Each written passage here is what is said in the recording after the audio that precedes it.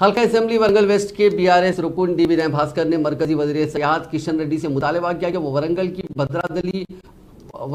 भद्राकाली मंदिर में कसम खाते हुए तेलंगाना को कोच फैक्ट्री मंजूर न करने से मुतालिक हकायक का इजहार करें। उन्होंने कहा कि कोच फैक्ट्री का वादा आंध्र प्रदेश तंजीम जदीद कानून में किया गया। हफ्ते को हनमकुंडा में मीडिया के नुमाइंदों से बात करते हुए उन्होंने काजीपेट में रेल कोच फैक्ट्री के क्याम से मुतालिक वजीर रेलवे अश्विनी वैष्णव के तबसरों की मजम्मत की।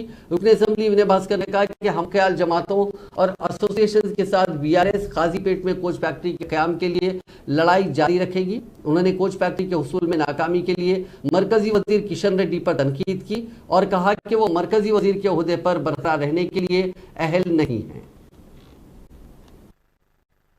गल्ली नुंची ఢిల్లీ వరకు కలిసి వచ్చే సంఘాలతోని కలిసి వచ్చే సంస్థలతోని కలిసి వస్తే పార్టీలతోని మా తెలంగాణ ప్రజల పక్షాన పోరాడే ప్రతి వ్యక్తితోని కూడా ఖచ్చితంగా ముందుకు పోతామన్నటువంటి విషయాన్ని కూడా సందర్భంగా తెలియజేస్తున్నాం। ఖచ్చితంగా మా వరంగల్కు రావాల్సినటువంటి విభజన చట్టంలో పొందుపరిచినటువంటి కోచ్ ఫ్యాక్టరీ అయితేనేమి, బయ్యారంలో ఉక్కు ఫ్యాక్టరీ అయితేనేమి, లేక ములుగులో ట్రైబల్ యూనివర్సిటీ